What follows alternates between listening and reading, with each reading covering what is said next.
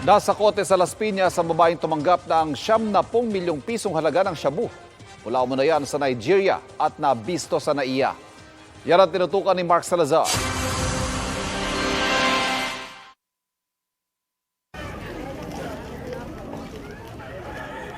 Sa maliit na kahon, nakasilid ang 13 kilo ng shabu mula Nigeria na tinangkang ipuslit mula sa NAIA. Na nagkakahalaga ng 89.5 million pesos. We will look into the possibility na miyembro to ng African Drug Syndicate no na responsible no sa pagkalat ng illegal na droga dito sa area na to no. And of course yung mga nearby area dito within Metro Manila no. Nakapangalan ng parcel para sa isang babaeng taga Las Piñas City.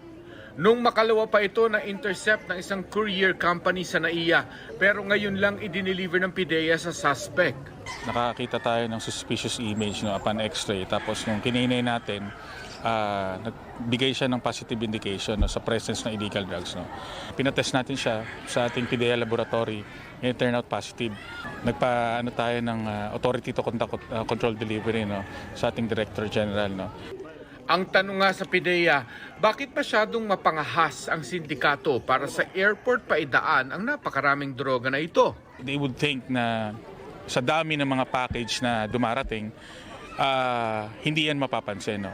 But again, the task group no, led by PIDEA, no, tinitingnan natin maigi yan sa X-ray, canine inspection, and eventually nahuhuli natin. No? Ibabalik ang illegal na droga sa laboratorio ng PIDEA bilang ebidensya sa kasong isasampa laban sa tumanggap ng parcel.